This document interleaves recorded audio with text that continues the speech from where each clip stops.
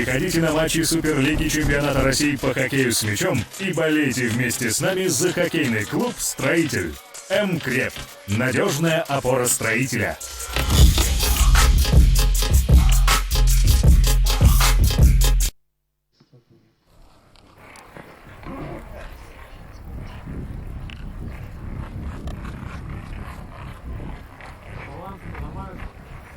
Доброго дня, уважаемые любители хоккея с мячом, русского хоккея. Начинаем нашу трансляцию из Сыктывкара. И через несколько минут стартует очередной матч российской суперлиги. Сыктывкарский строитель.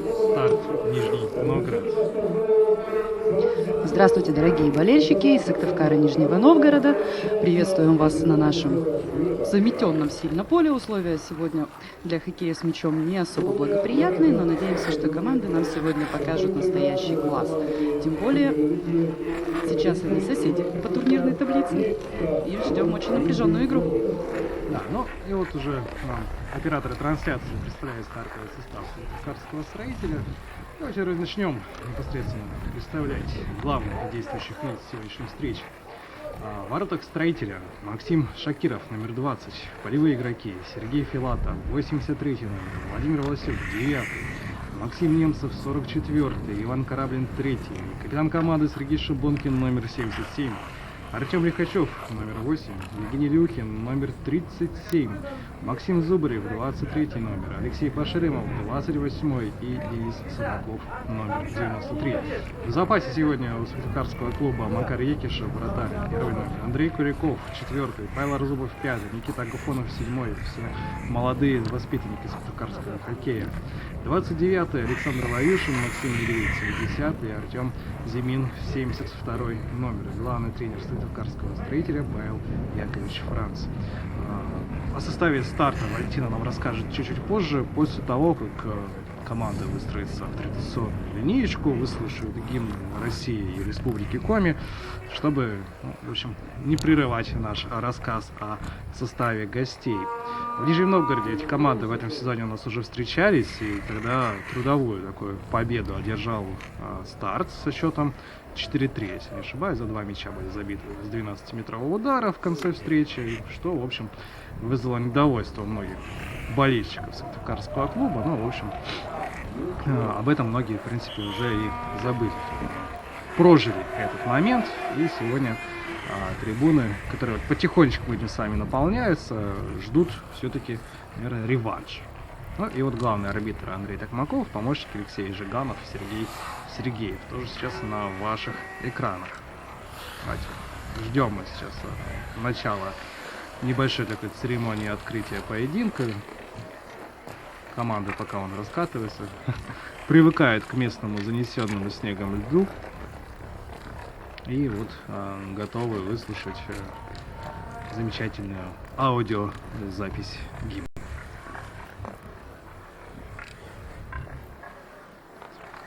Павел Франц, Александр Мальцев, тренерский штаб строителя. Это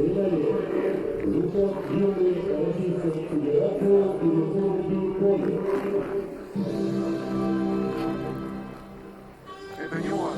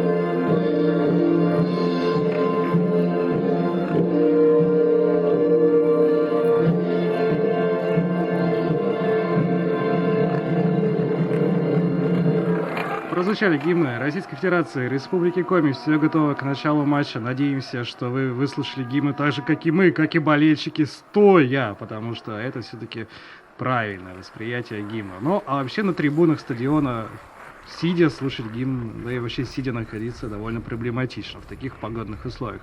Ну и давайте, наверное, Валентина, о составе Нижегородского Старта. Итак, в стартовом составе на воротах Иванчиков Юрий, номер 97, 13 номер Васильев Вадим, 15 Голубков Анатолий, 77 Осипенков Андрей, 51 Гавриленко Максим, Бушуев Алексей под номером 23, вернулся в строй капитан команды Дмитрий Савельев под номером 19, 12 Катков Денис, 14 Корев Евгений, 18 Киселев Алексей, 71 Почкунов Сергей. В запасе вратарь Болотов Максим под номером 1, Максименко Денис 2, Исмагилов Станислав 9, 10 Катугин Сергей, 17 Дашков Егор, 70 Неронов Евгений, 86 Усов Виталий. Ну и вот пока команды разыгрывают мяч, наверное. Разыгрывают мяч? Вы видите мяч? Совещаются. Они, ну я еще бы поверил, если вы скажете, что они играют в камень, ножницы, бумагу. Ладно, представим нашего прекрасного комментатора. У микрофона сегодня Алексей Карпов, наш спортивный обозреватель. И Валентина Новикова. Что ж, ждем. Сейчас все начнется. Запасные покидают лед. И у нас совсем немного времени. Приехали на эту игру болельщики из Нижнего Новгорода. Ну, все дело в том, что параллельно у нас, не в это время, да, вот в эти дни проходит турнир, плетеный на призы клуба «Плетеный мяч» среди команд 2007-2008 годов рождения. Ну и здесь с командой Нижегородец приехали и родители. Ну и заодно посетить игру своей любимой команды было бы, наверное, грех, да, пропустить такую встречу. И стартовала у нас игра. Ветер у нас сейчас для светокарцев попутный, поэтому в первом тайме гостям будет немножко тяжелее. Мне кажется, даже что специально выбирают такую половину поля светокарцев. Осталось только понять, что они будут делать с ветром во втором тайме. Там появится ли какая-то высокая стена загораживающая. Ну, заметьте, Алексей пока старт на нашей половине играет. Но ветер не мешает нисколько гостям. Да, давай, потом мы спросим в перерыве, да, или после игры, насколько вообще эти погодные условия повлияли на их игру, скажем. Алексей, простите, я вас перебью. Сегодня у нас абсолютно бесплатный вход на трибуны, спрашивают болельщики в комментариях, поэтому те, кто поторопится, еще вполне успевают посетить даже первую половину матча и увидеть все своими глазами.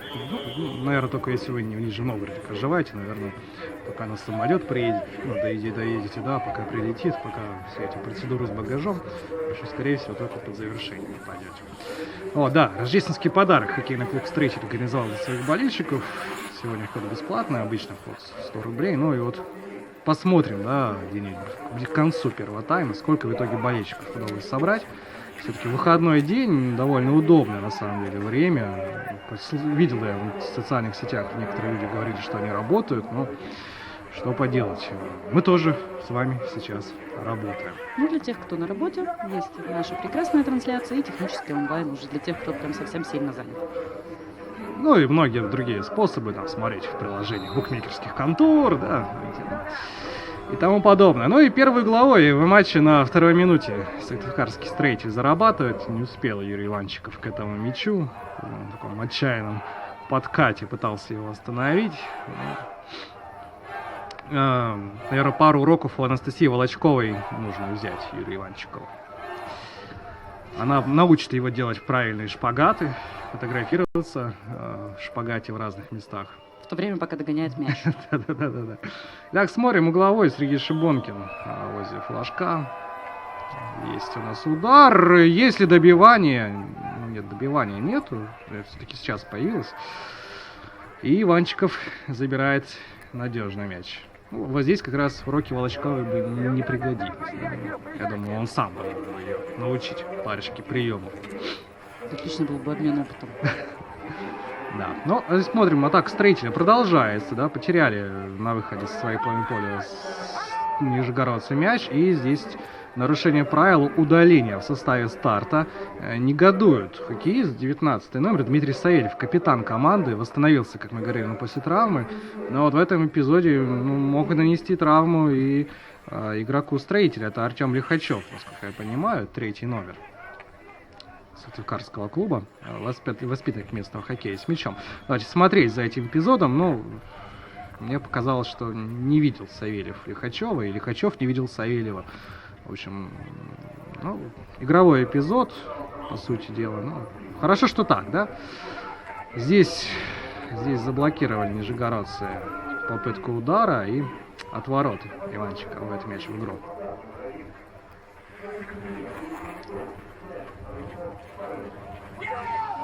Смотрим продолжение. Мяч уже на половине поля строителя. Максим Шакиров. Бессменный в этом сезоне, практически бессменный вратарь строителя. Только в паре игр в конце матча выходил Макар Екишев.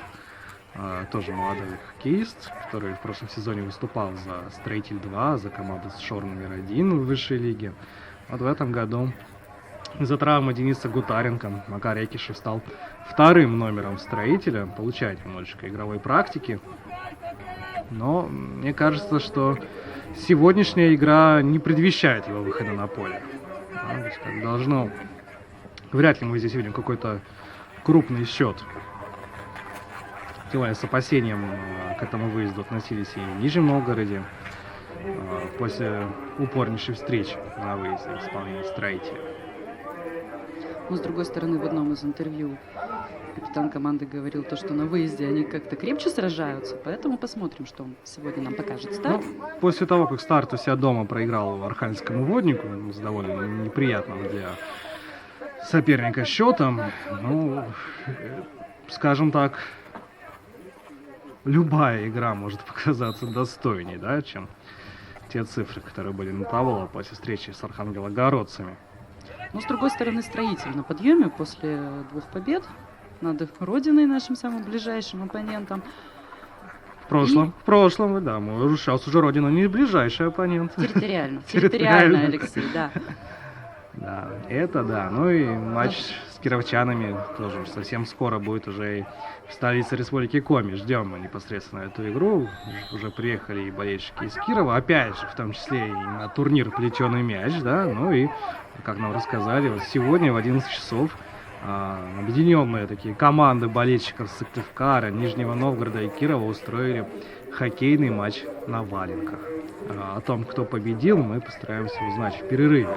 Нам пообещали узнать в перерыве.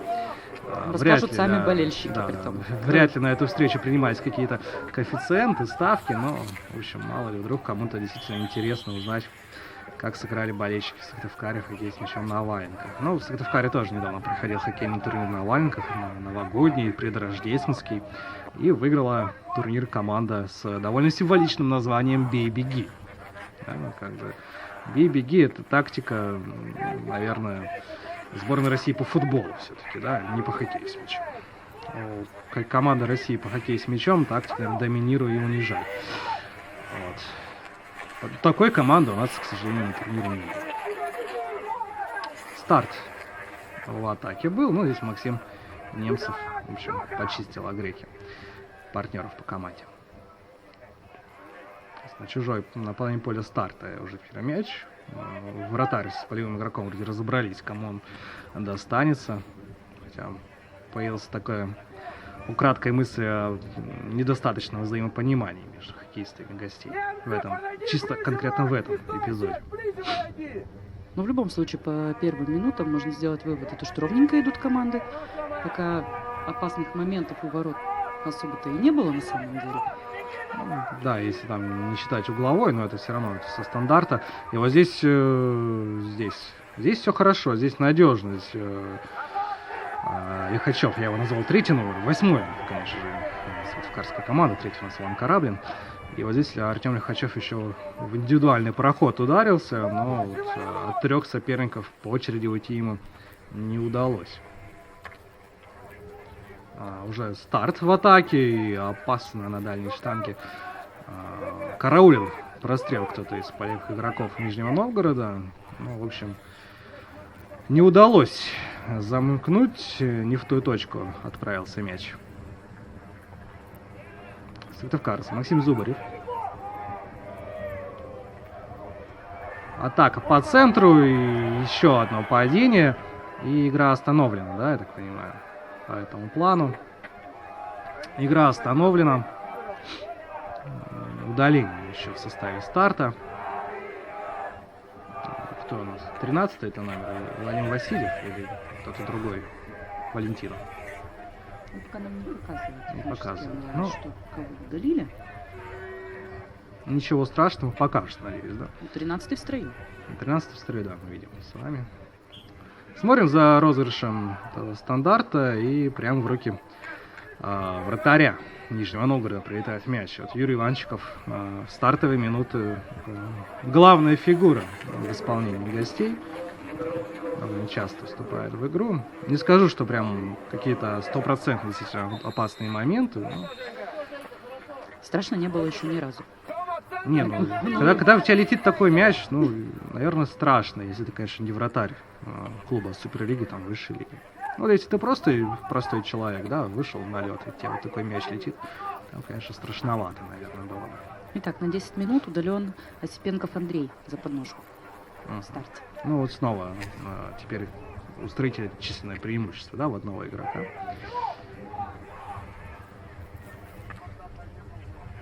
Но пока строитель как-то не стремится реализовывать численное преимущество, не рвется в атаку, ему просто физически не дают это Ну, у нас сделать. все же не хоккей с шайбой, да, тут не так сказывается численное преимущество, да и Александра Овечкина в составе строителя нету.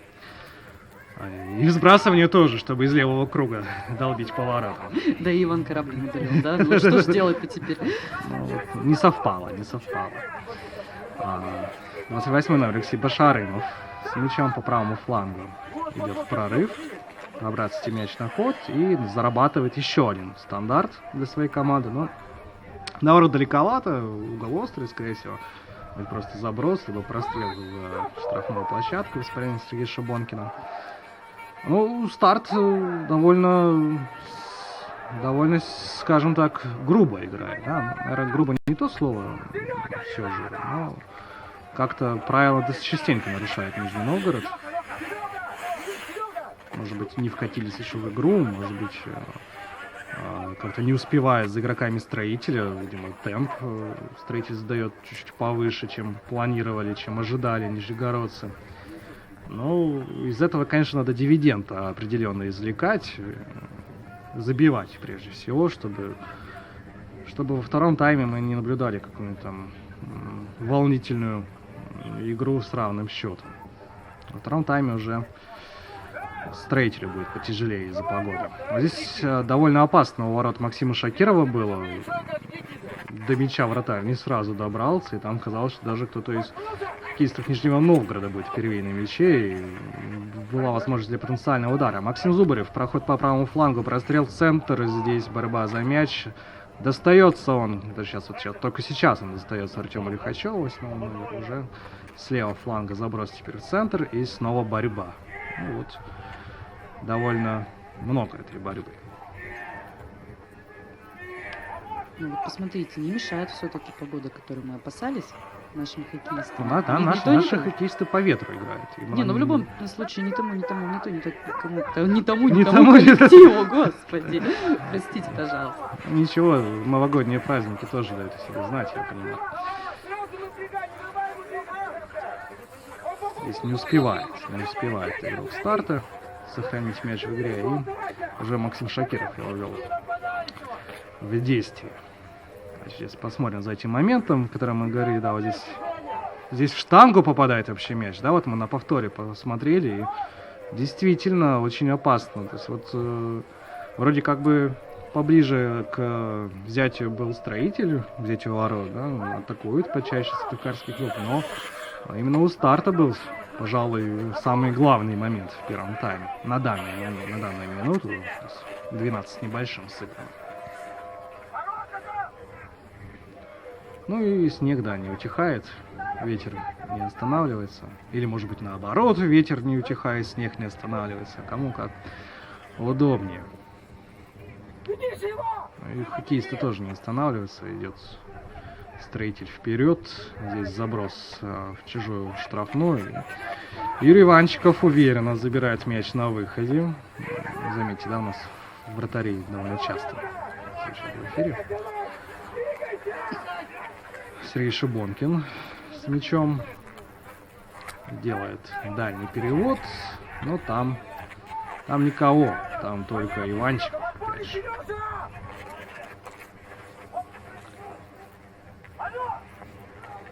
Снова с мячом Строитель. Там у нас уже там Владимир Власюк проходил и никуда и не прошел, да, придется Владимиру в защиту обратно возвращаться. Игрок, который у нас в Строителе играет на всех позициях, в общем, кроме вратарской. Я думаю, не дай бог, если что случится, то мы знаем, кто займет место в рамке. Здесь достается еще одному хоккеисту Строителя, даже отсюда вот 72-й номер, да, это Артем Зимин, или нет? Да, Алексей, это 72-й. 72-й, да, Артем Зимин. Продолжая, да, нижегородцы так. Ну, здесь на самом деле... Сам споткнулся. Да. Не будем обвинять во всех бедах человеческих хоккеистов старта. Хотя, конечно, есть подозрение, что в подъездах у нас не из-за Обамы, не из-за Трампа грязновато, а тоже... Особенно последние 2 дня, да? Особенно последние 2 дня. Ну, как раз где-то в это время хоккеисты, гостей приехали. В общем, нашли мы виноватых. А еще через 2 дня будем... Кировчан. Кировчан, да. Ну, только не сами, да. Вообще, как поется в известной песне, во всем виноват Волан-де-Морт. Старт в атаке, это 10-й, наверное, Сергей Катугин владеет мячом, но здесь приходится ему переводить назад. Не было перспективы для атаки. Дмитрий Савельев, перевод вперед, на поле уже капитан команды. И уже снова где-то в центре команда сражается за мяч. Такая нить игры немножечко потерялась, да, переходит поединок ему, когда борьбу, пока что не в греко-римскую, но уже близко к этому. Ну, мы, как и всякие болельщики, надеемся, что мы увидим все-таки гол в первом тайме. Да, Алексей, конечно, ты прав, что сегодня на большой счет рассчитывать не стоит. Возможно... То есть, как бы, ребят, тотал меньше берем. И здесь, да, здесь еще одно столкновение и снова игровое. Да. Но я считаю, что в любом случае матч должен быть принципиальным. Опять-таки напомним, что команды соседи по таблице, Строитель серьезно поднялся после побед на выезде. И у нас разделяет всего 2 очка. То есть победа Строителю принесет повышение в таблице. Серьезно. Я думаю, что наши ребята будут играть на победу. Но и старту, конечно, не хочется отдавать. Ну, я вообще не знаю команды, которая приезжает и хочет кому-то там отдать 3 очка. Ну, за исключением выездов в Хабаровск какой-нибудь, да? Там, наверное, вряд ли кто-то питает определенные иллюзии на итоговый успех. Но сегодня кемеровский Кузбасс, например, в Хабаровске забил 7 мячей. Пропустил 10, но и забил 7. Что, в общем-то, давненько не было в Хабаровске, чтобы кто-то забивал нефтянику 7. Ну, хабаровчане просто расслабились после серьезных побед, наверное. Вот и... Может, они устали? Устали, расслабились, новогодние праздники, объяснений может быть куча вообще, всяких разных. Ладно. У нас пока об усталости речи не может быть, 17-я минута, как-никак, всего лишь на поле. Ну и давайте, что нам сдавать? У нас ведь параллельно другие матчи проходят, знаете. Надо посмотреть, может быть, пока небольшое такое затишье, ну вот, хотя вот сейчас это затишье можно было бы остановить угловым, и угловой сейчас мы и увидим. Второй угловой исполненный Строитель, первый, напомню, завершился точным ударом и даже каким-то подобием добивания в исполнении хоккеистов Сыктывкарского клуба, но в одном эпизоде сыграла защита, в другом, в общем, забрал мяч Юрий Иванчиков. Вот трибуны, как всегда, оригинально поддерживают команду. Ждем мы сейчас этот игровой эпизод. Ну и потом проговорим про другие результаты. Они немножко уже удивляют нас. Смотрим, где мяч. Мяч мимо ворот. Так вот, параллельно с нашей игрой проходит встреча Зорки-Волга, там 0-0 пока что, ну, аналогичное время сыграно. Мурман дома выиграет у Динамо Казани 1-0. В прошлом туре, когда Динамо играла с Мурманом уже на своей площадке, тоже уступила, и Мурман сейчас показывает в первые минуты игры, что та победа была, в общем-то, даже не случайной. Ну, а где сейчас происходят самые интересные события, так это в Архангельске. Напомню, что в Кирове Родина с Водником сыграли 5-5, а сейчас, в эти минуты, по истечении...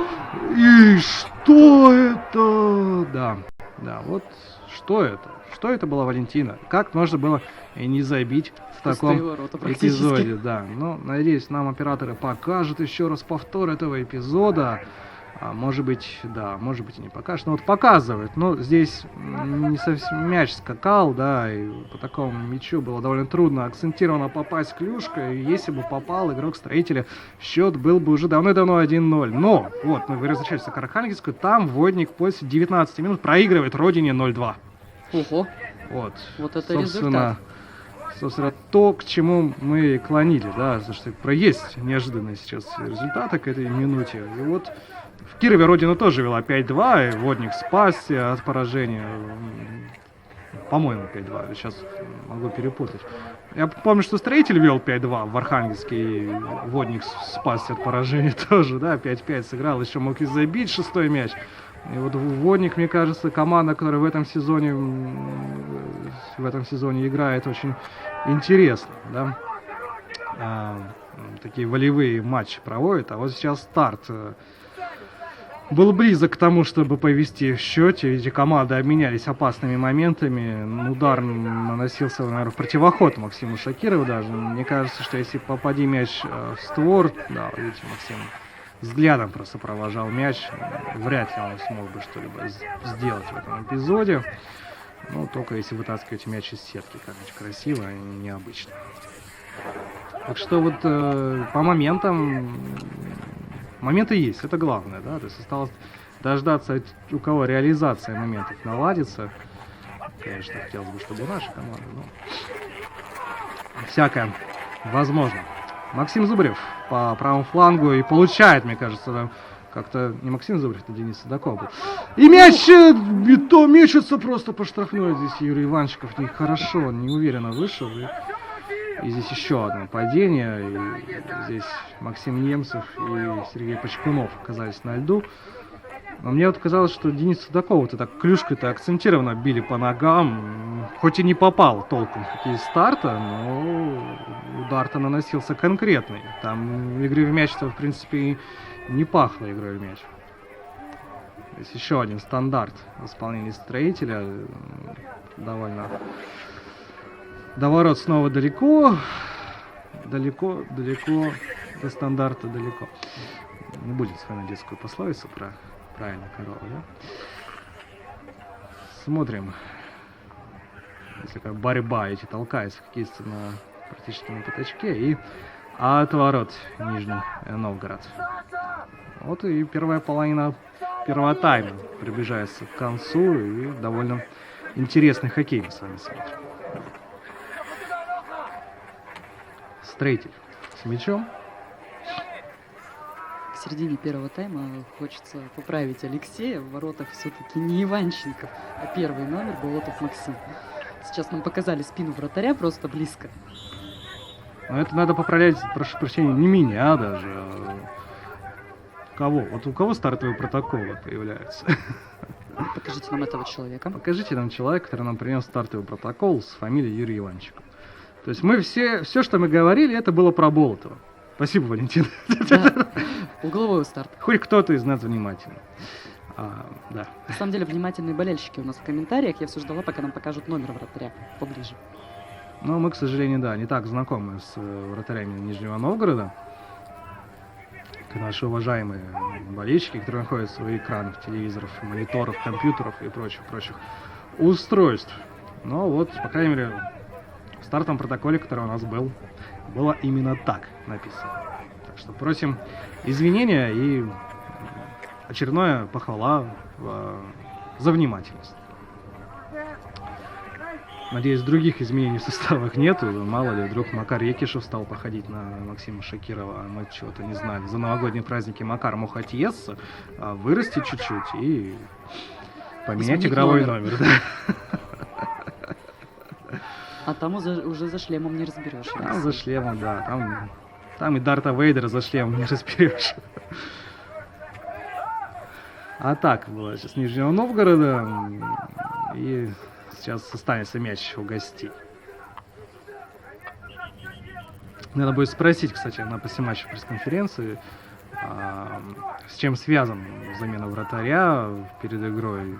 Мне кажется, все-таки в стартовые протоколы выносилось именно то, что планировали тренеры, да, и уже, может, какие-то другие неигровые изменения повлияли на это Нештатная решение. ситуация какая-то Да. произошла. Ну, может быть, там гороскоп плохой у человека сегодня.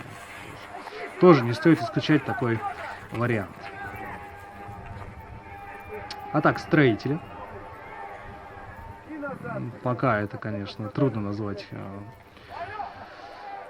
чем-то потенциально опасным. Здесь даже больше получил по ногам кто-то из хоккеистов Сыктывкара. Так, не очень уверенно откатывался в оборону. Пострадавший.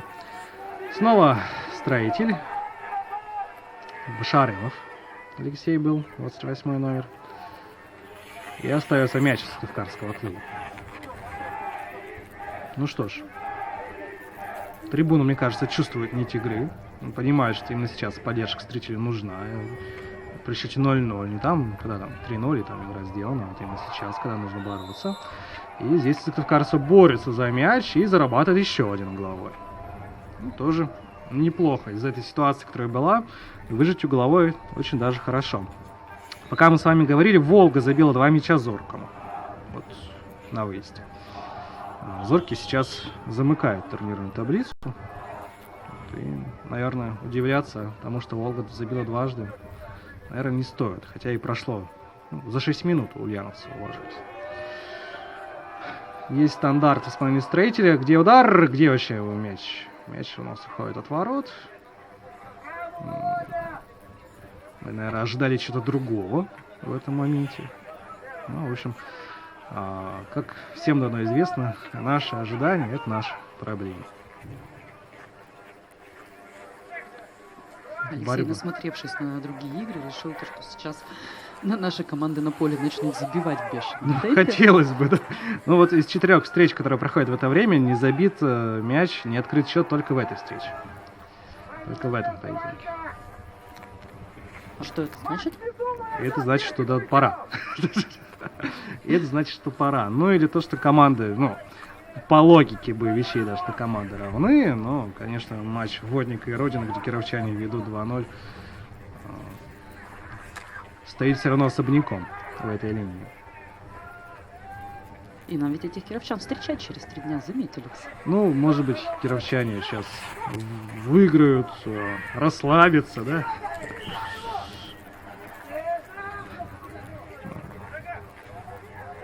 Ну, Киров в этом сезоне действительно хорош. По крайней мере, уже не на последнем месте. Первая победа в чемпионате одержана. Так что будет довольно тяжелый поединок, но и этот еще надо сперва доиграть, который, мягко скажем, не легче. Ну, стоит отметить то, что строитель в этом сезоне тоже гораздо лучше смотрится, чем свой первый сезон после перерыва в Суперлигу.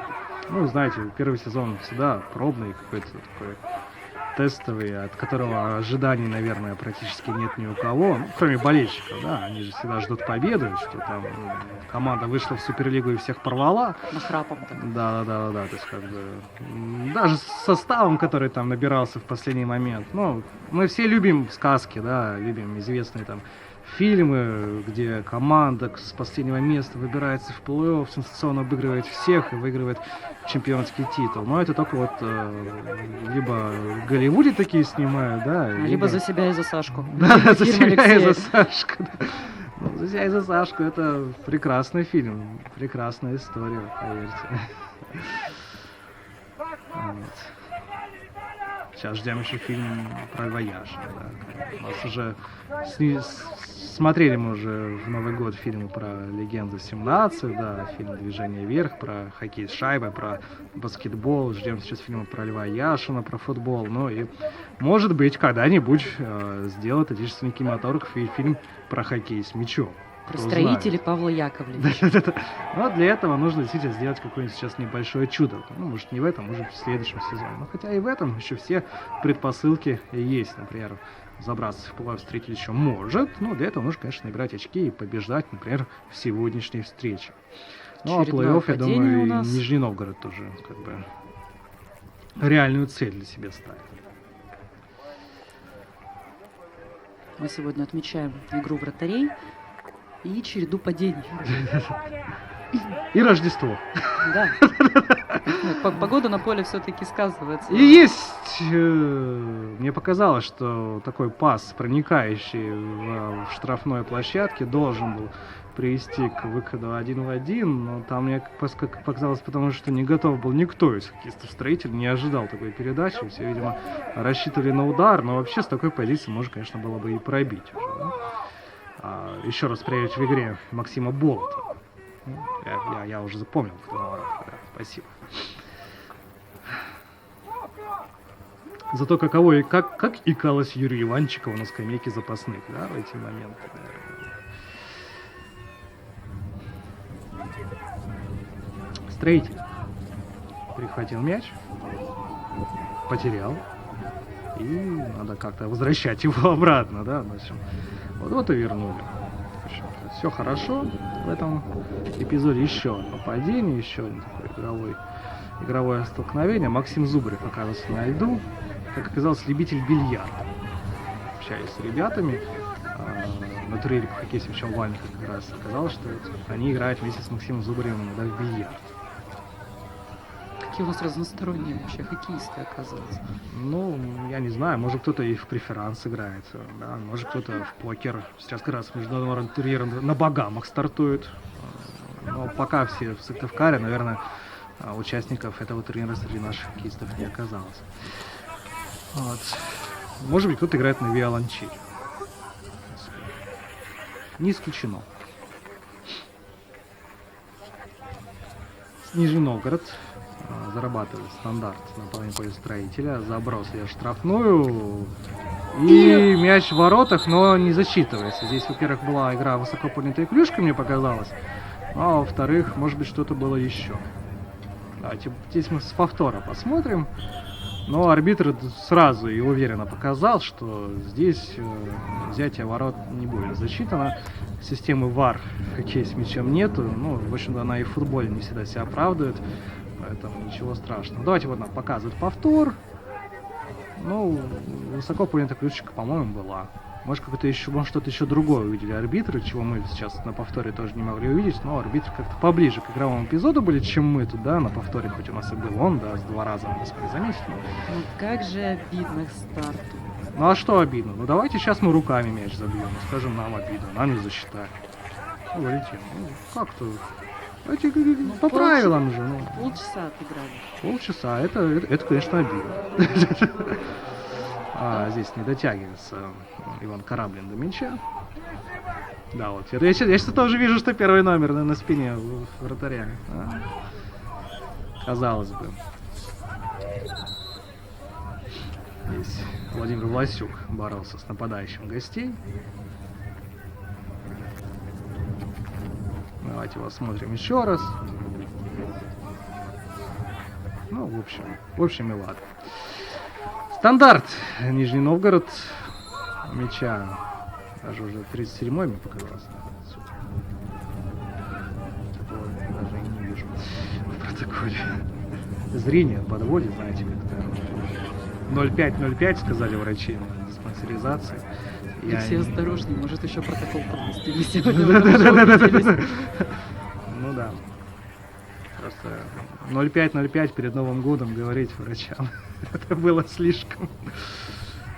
Заброс на чужую половину в исполнении Нижнего Новгорода на подборе, и Максим Шакиров спасает в этой ситуации. Вот это настоящее спасение вратаря. Вот здесь уже никто бы не отменил этот забитый мяч. Если бы он был, отменил его Максим Шакиров, сказал: нет, не сегодня, не пройдешь. Но Пасаран что-то еще по коме добавил, и только угловой получает Нижний Новгород в этом эпизоде. Что он еще мог по коме сказать, Валентина? Я не знаю. Ну, что-то по-любому добавил, но все-таки в Сыктывкаре играем вместе с вами. Угловой Нижний Новгород, по количеству угловых Сыктывкар пока впереди, но вот концовочку тайма и забивает Нижний Новгород. Забивает. Все-таки здесь уже не спасает ни Шакиров, ни штанга, ни перекладина, ни кто-то. Ни защита. Да, и, конечно, 0-1, 34-я минута. Вот, в общем-то, мы и увидели мяч, да, о котором говорили, то, что ждали его. Но мы ждали его в другие ворота. Тем не менее. Болельщики старта его ждали, конечно. В эти ворота. Да. И Станислав Исмагилов выводит свою команду вперед. Водник забил Родине первый мяч. Зоркий забил Волге. Мурман уже проигрывает Динамо Казани 1-2. То есть события развиваются и в других встречах тоже интересно. То есть как бы во всех матчах, которые идут сейчас, гости выигрывают с разницей в один мяч. Вот давайте вот такая... Алексей подбил статистику. Да, статистическая выкладка. Нам еще раз покажут, что Станислав Исмагилов забил. Ну, мало ли, мы с первого раза не поняли. Это молодец. Тоже... заботливый режиссер и заботливый оператор — это хорошо. Все для вас. Давайте посмотрим сейчас за этим ударом. Мне показалось, что Максим Шакиров даже то ли не видел момента удара, то ли рядом со шлемом пролетел мяч. Он так дернулся, как будто над плечом, да, такой не берущийся для вратаря снаряд, не берущийся удар. Именно из-за того, что они на неудобной высоте. Но это вот, по крайней мере, такое визуальное впечатление сложилось. Так, вообще, еще 10 минут есть в первом тайме для обеих команд. Мы по результатам других встреч видим, что, в общем-то, очень упорные, интересные поединки. И совпадение ли это, не думаю, да. Давайте поболеем за Строитель, если вы болеете за Строитель. Вы даже если не болеете, даже давайте если не болеете, да, конечно. Давайте нам нужен забитый мяч, чтобы интрига еще... Она и сейчас жива, конечно, да, 0-1 ничего не говорит. Что она была еще ярче и интересней. Говорю, сейчас бы Максим Болотов бы выронил бы мяч из рук, или не добрался бы до него, и было бы довольно забавно и весело. Сыктывкар со своей половины поля не смог выйти. Здесь борьба идет такая упорная, да, вот здесь там 51 номер Максим Гавриленко был, его двое хоккеистов Строителя атаковали, пока на помощь не подошли партнеры. Правильно, 2 на 1, нечестно. Не по-олимпийски. Не по-олимпийски. А хоккей с мячом не олимпийский все-таки вид спорта, да, здесь как бы программа Олимпийских игр имеется в виду не включен. Вот так будет правильно сказать. Так что можно и 2 в 1, 2 на 1, и 3 на 1, и, в общем-то, и клюшкой работать тоже. Главное, не высоко. В чем уже убедились игроки старта.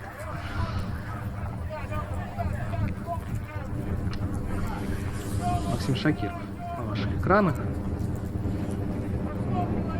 Спасение, которое он совершил несколько минут назад, да, после которого был назначен головой, мячом, пропущенным с углового, наверное, обесценивался.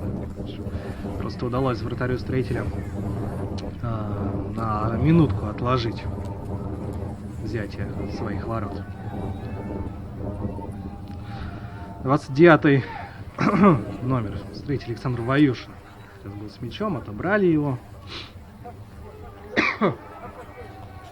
И снова Строитель. В общем, здесь череда таких ошибок. Команды теряют мяч, отвоевывают, забирают обратно, опять теряют. В общем... Алексей, вы заметили то, что последние минут 10 Строитель прям так жмется к кромке? Вот у них... А там поближе к трибунам, там может кто-то еще и снежком зарядит гостей. Это, конечно, неправильно, и за это большой штраф. А вдруг? Да?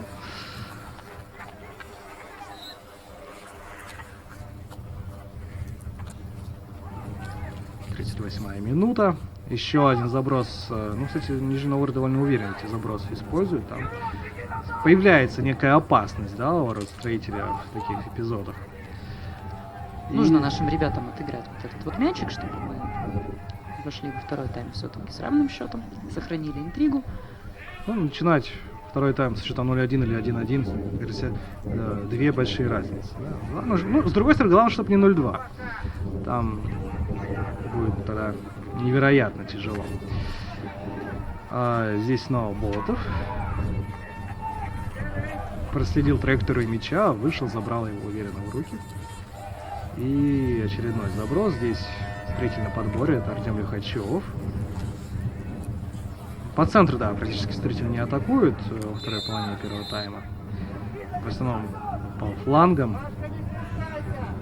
Уж не знаю, с чем это вызвано. Может быть, с тем, что повышенная плотность в центре поля. Ну, может быть, определенные тактические ходы в исполнении тренерского штаба хозяев. Но у нас уже приближается перерыв, а в перерыве нас ждут конкурсы, Валентина. Правильно? Нас ждут конкурсы. Там призы от партнеров, трансляции. Так что Да, пока у никуда нас не игра идет в уходить. центре поля, мы тут расскажем, что ждет наших болельщиков прекрасных. У нас сегодня рождественские конкурсы. Поздравлять болельщиков выйдет Дедушка Мороз и проведет для них всякие разные активности. Победители А получат. Снегурочка будет? Ну, просто, я думаю, если бы для мужского коллектива болельщиков Снегурочка была бы более актуальна. Снегурочка не приносит подарки, Алексей. Ну, Поэтому Дедушка ладно. Мороз будет один. И подарит самым активным болельщикам сертификат в магазин строительных материалов и крепежа «Креп», а также сертификат в автошколу «Вираж». То есть наши болельщики могут вполне себе практически бесплатно научиться водить автомобиль. Если они этого еще не умели, собственно говоря. Ну или научить своих детей водить автомобиль. Также не будем забывать, да, Притом что... независимо от того, болельщики это Нижнего Новгорода, Сыктывкара или Кирова. Да, ну, в принципе, болельщики Нижнего Новгорода и Кирова тоже могут принять участие. Ну, если что, конечно, придется на курсы по обучению ездить в Сыктывкар, но, в общем, можно и не уезжать никуда, оставаться здесь, жить. А здесь с мячом Сергей Шибонко, мне даже показалось, что он хочет пробить. Вот сейчас будет удар, да, только. И мяч Прямо. доходит до Болотова опять. Ну, вратарь старта в игре довольно частенько, но вот именно прям супер сейвов пока, конечно, не было, потому что, скажем, не нагружали его хоккеисты старта, хоккеисты строителя.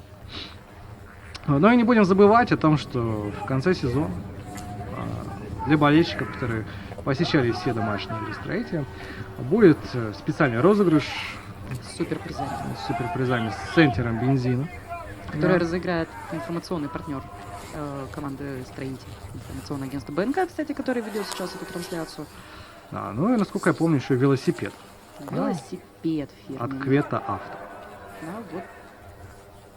А вот, А вот видно. была, да. Не, ну Да, опасная там был Максим момент. Шакиров забрал мяч.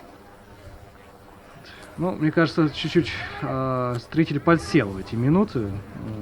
Нету такой ярости в атаке, с какой начинал первый тайм сыктывкарский клуб. Чуть-чуть сбавили обороты подопечные Павла Франца. А это означает то, что в перерыве их ждет, в общем, далеко не мягкий разговор в раздевалке. Но и тренерскому штабу Нижнего Новгорода тоже есть что рассказать своим подопечным, о чем поговорить. Мне кажется, гости тоже не совсем должны быть довольны происходящим на поле, ну, за исключением пока что счета.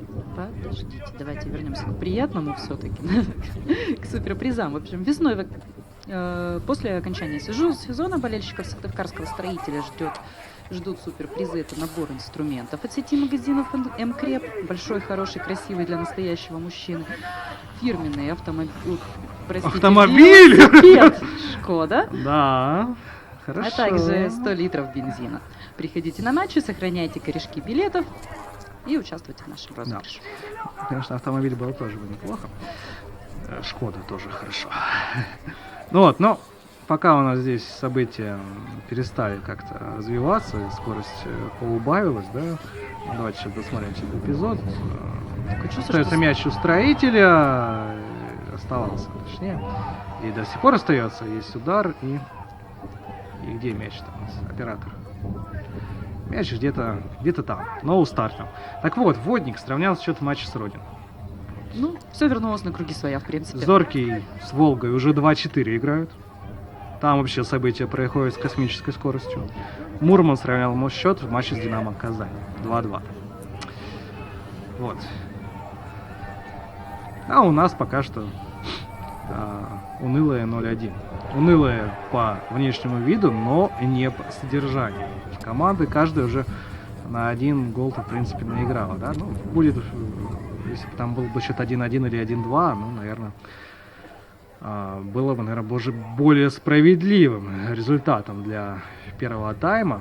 Ну, то есть, сказать уверенно, что Старт наиграл на победу в первом тайме тоже можно с большой-большой натяжкой, только если вы поклонник именно нижегородского хоккея с мячом. А мы тут как поклонники сыктывкарского хоккея с мячом. Мы редкостные любители, ценители искусства. Стандарт в исполнении Старта. Снова заброс. По-другому здесь быть не могло. Вот эти забросы частенько становятся проблемой для обороны Строителя. С трудом выбираются хоккеисты хозяев из них. Ну, пока что отбиваются. Ну да, Алексей, вы правы, конечно, немножко сдал на последних минутах Строитель. Ну, ждем активной игры во втором тайме уже. Сейчас уже, наверное, наши хоккеисты, как мне кажется, тянут время. Ну не, ну смотри, сейчас вот смотри, вот заброс. Болотов мог сейчас просто себе мяч в ворота забросить, и мы бы на этом бы уже, на этой позитивной ноте бы завершили. Гол! Гол! Нет, или что, не засчитан? Засчитан! Все, засчитано, 1-1.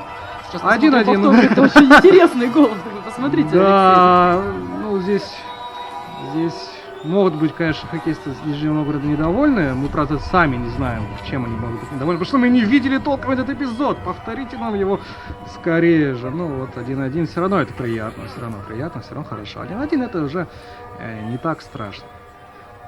Вот, в общем, мы сравняли счет. Рождественское чудо такое. Специально Ну, для я нас. говорил вначале, могу, что Павел Арзубов забил. Павел Арзубов! Первый мяч молодого хоккеиста в Суперлиге. Вот 5 номер, давайте смотрим за ним внимательно.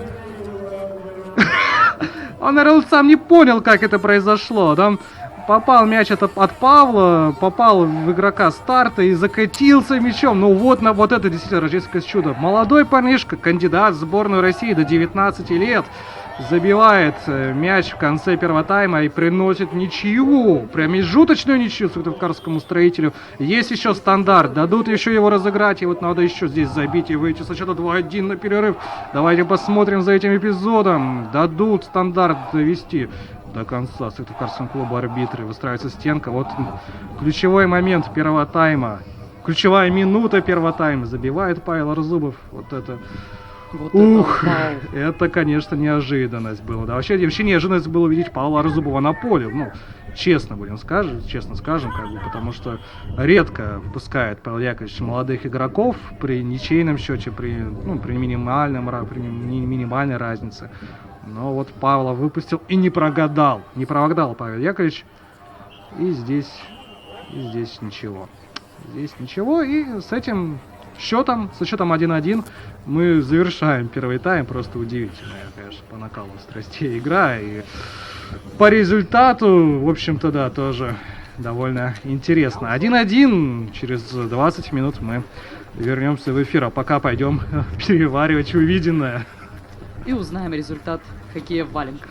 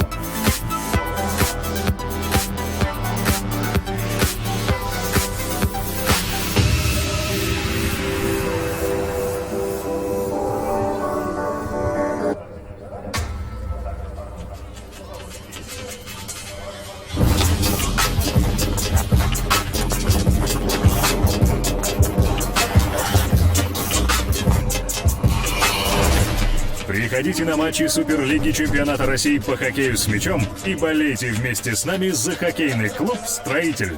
МКреп. Надежная опора строителя.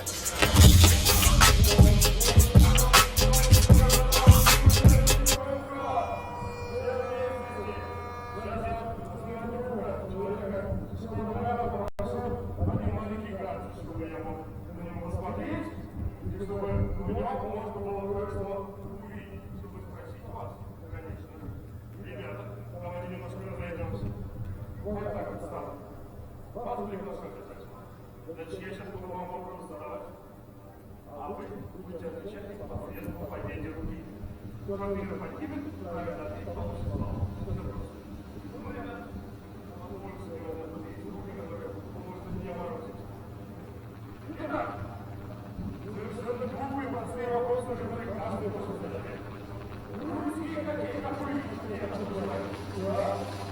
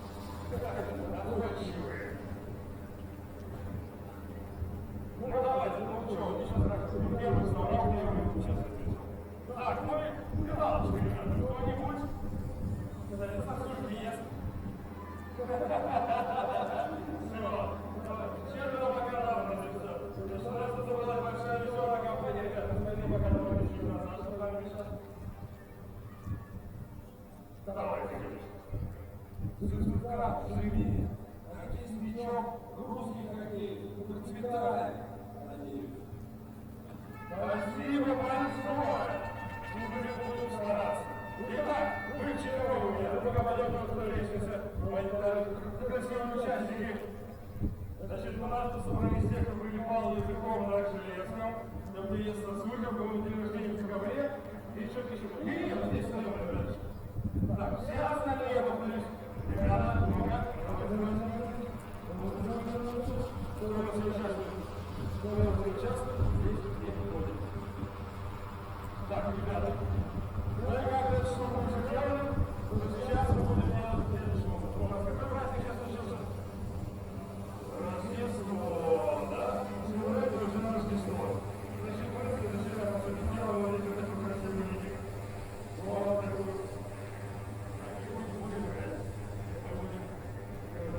Быстрые старты. Ребята, освободили линию. Участники у меня готовятся. Ребятки, я, кстати, напомню, что я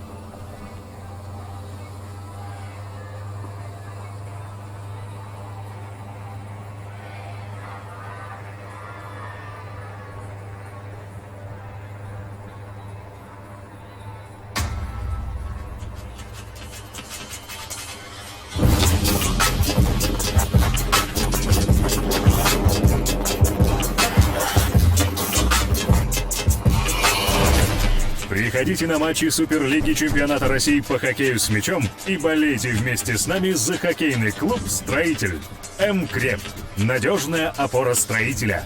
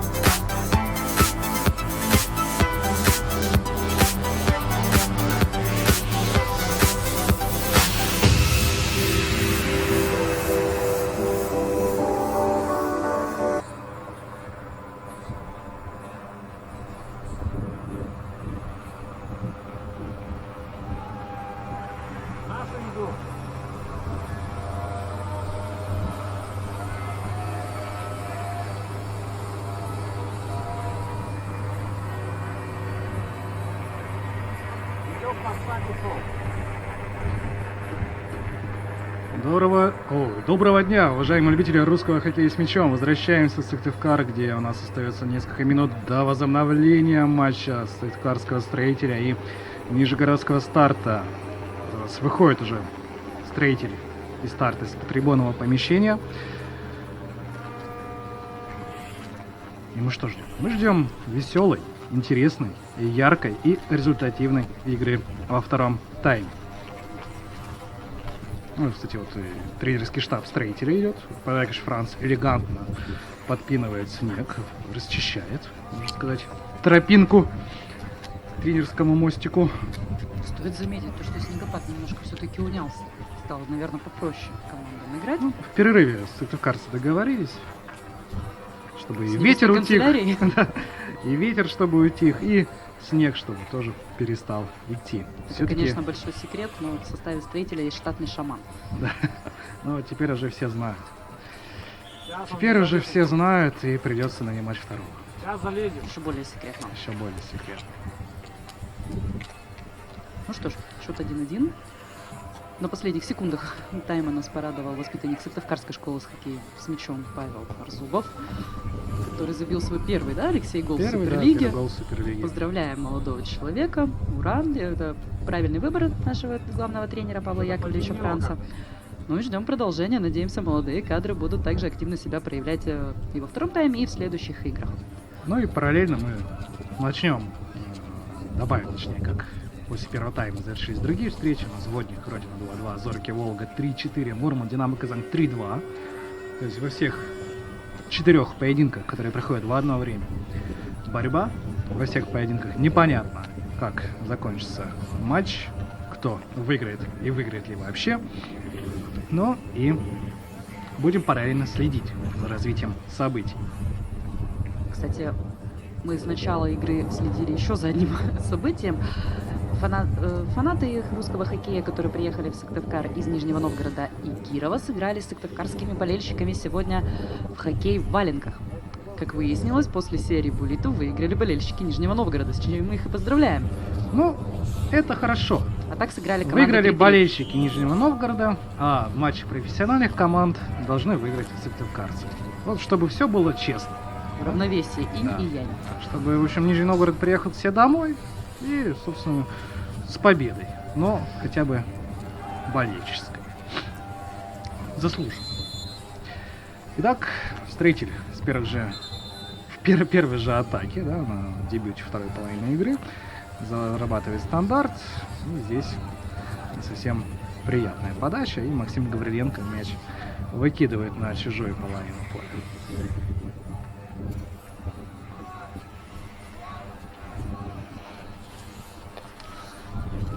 Строитель на своей половине. Иван Кораблин, Максима Зубарева. Да? Готовит свою атаку. Сыктывкар, Сергей Шибонкин, заброс вперед. И отдаем мяч Нижнему Новгороду. Даем возможность старту теперь проконтролировать снаряд. Подготовить свою атаку. Надеюсь, безуспешно.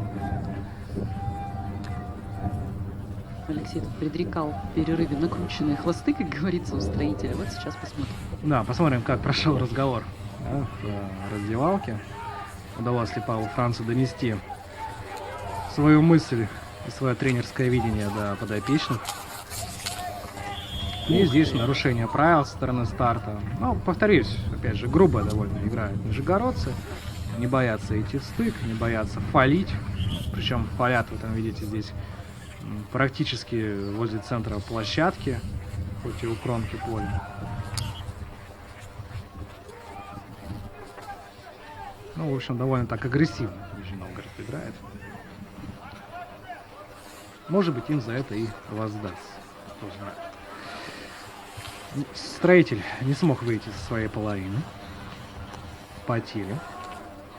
И уже ответная потеря. Нет, поторопил события, да? Чуть-чуть поторопил события. Сейчас такое.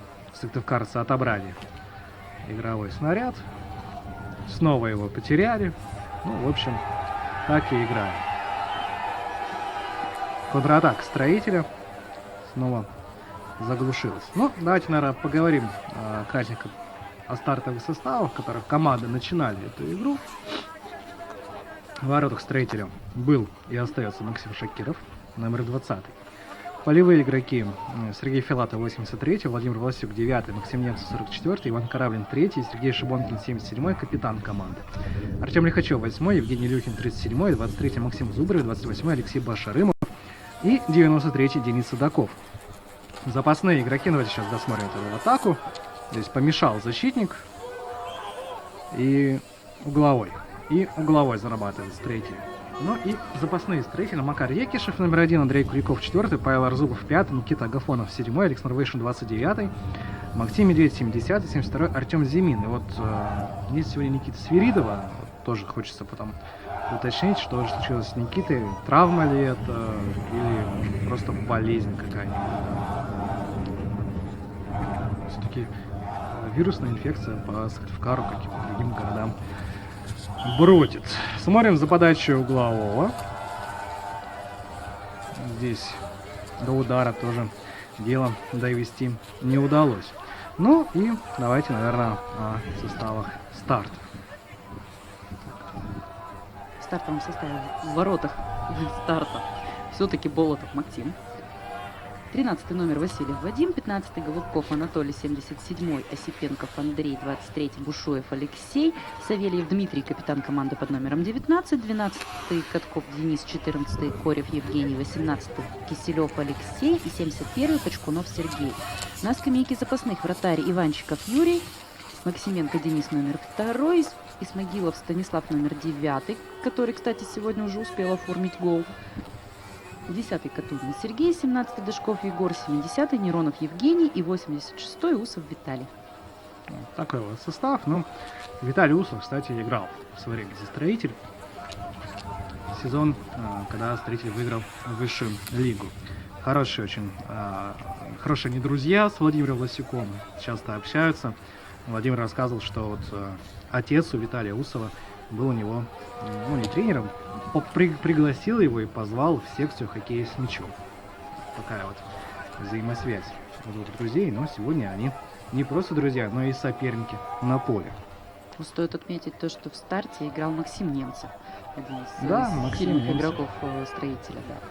Перешел как раз в состав Строителя из Нижегородского клуба. Кстати, есть еще одна неочевидная связь Нижнего Новгорода и Коми. Вот сейчас мне вспомнилось.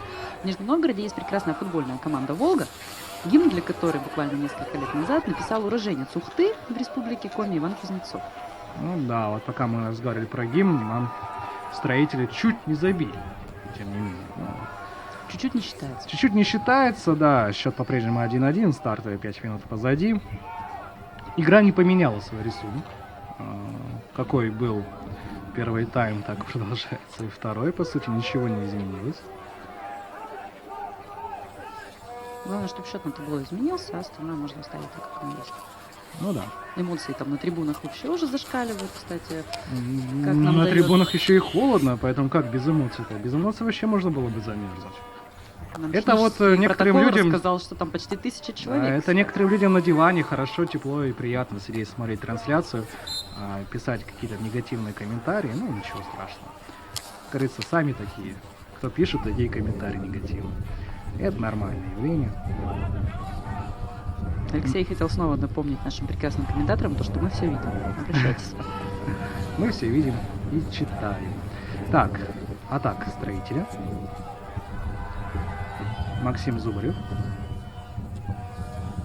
Здесь останавливать его. 13-й номер Вадим Васильев. И с мячом будет сейчас старт. От Зубарева ушел мяч.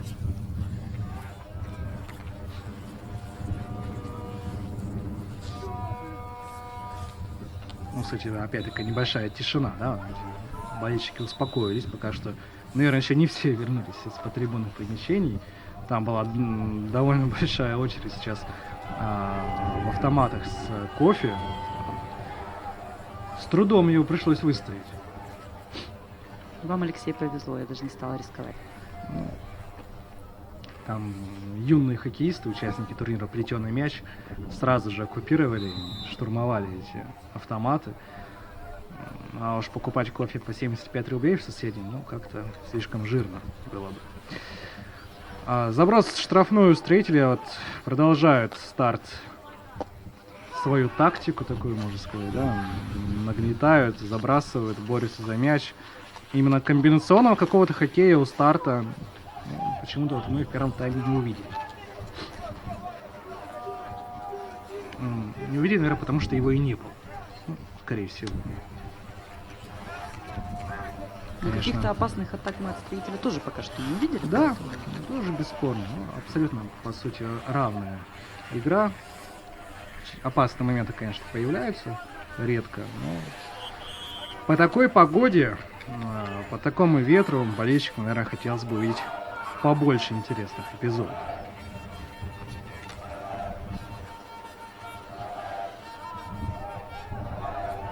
Ну вот они как раз оживились. Тем Алексей, временем да. в Красногорске Волга сравняла счет в матче с Дурки. 4-4, да. Вот где сейчас самое веселье проходит.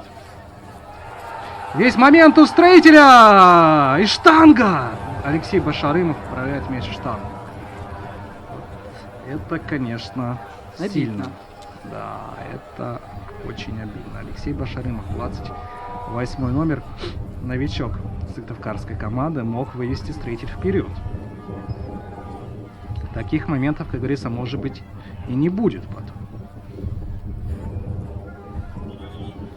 Можно еще потом на повторе посмотреть, возможно, и Максим Болот, да, как-то зацепил мяч, отбил. Там будет. Увидим чуть-чуть позже. Пока что было опасно у ворот строителя, но отбивается Сыктывкарс. Организуют они контратаку. Здесь нарушение правил, кажется. Но, видимо, только кажется, да. Или все-таки заметила бригада арбитров в этот момент. Вот здесь смотрим, да, вот здесь. Ну, здесь, по-моему, просто в штангу отправил мяч. Висел, конечно, защитник на спине у Башарымова. Вратарь все правильно сделал, но должен забивать был игрок. Этот момент реализовывать. Здесь все-таки нашли нарушение правил. Увидели арбитры в действиях хоккеистов Нижнего Новгорода. Ну, вообще за такое надо, наверное, бы удалить. Ну, по-моему, там явная подножка была, если честно. Ну, Ну, с другой опять же, стороны- в динамике был эпизод, трудно было за ним следить. То есть, Как каждый увидел свое. да.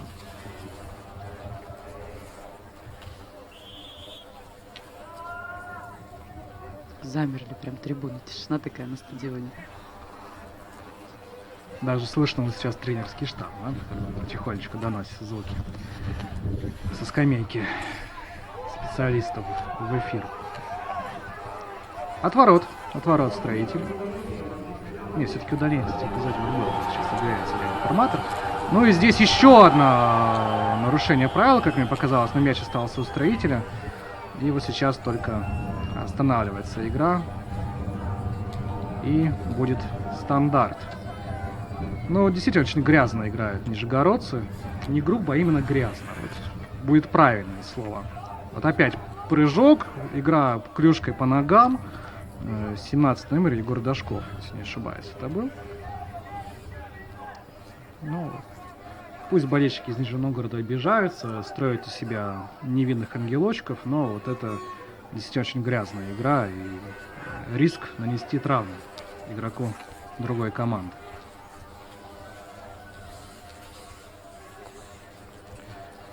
По флангу был проход в исполнении Строителя, неудачный прострел, и здесь уже с мячом нижегородц, 51 номер Максим Гавриленко, ну вот сейчас и ему достается. Строитель решил ответить все-таки, да? Ну, вообще безнаказанными, вот здесь очень опасный прострел, и на дальнюю штангу там 71 номер Сергей Почкунов был готов замкнуть этот прострел, но мимо него мяч пролетел, и мимо ворот, слава богу, тоже. Вообще безнаказанными такой грубость в исполнении гостей оставлять не стоит. Лучший ответ на эту грубость — забить пару мячей в ворота старта. Вот, например, сейчас. Да, и грубите сколько хотите, вот как бы главное будет на табло. Останется в памяти только счет, а не то, как вы играете. Здесь надо уже потихонечку, есть у Строителя численное преимущество, 2 человека, да? Надо поджимать гостей, надо прессинговать, надо встречать. И вот здесь Максим Шакиров хладнокровно выходит, забирает мяч, опережает и своего защитника, и нападающего с старта. Строитель на чужой половине, здесь потеря мяча, Максим Зубарев его упускает. И здесь снова надо дальше прессинговать. Такое легкое нарушение правил Дениса Судакова. И Нижний Новгород будет вводить мяч со стандарта в игру. Есть заброс снова на чужую половину. Здесь такие обоюдные толчки в исполнении хоккеистов и старта, и Строителя. И Владимир Власюк просто выбрасывает мяч куда-то подальше. Причем уходит он от хоккеиста старта и останется у хозяев поля. Иван Кораблин сейчас. Пас ближнему, им оказался Максим Зубарев. Но все-таки, да, зря махали Строитель за вялую игру. На самом деле нарастила наша команда скорость. Посмотрим, к чему это приведет. Отдохнули за время перерыва, выслушали тренерские указания. Играем в большинстве. Несколько факторов, которые позволяют. Но здесь просто откровенно вытолкнули Дениса Судакова. И вот еще 12 номер Денис Катков еще и снежком Дениса опрыснул после падения. Ну, в общем, хамло последнее Денис Катков, который имеется в виду. Уж не знаю, это... Может быть, он, конечно, и случайно это сделал, но показалось, что акцентировал. В общем, нельзя так вести себя, не по-спортивному это.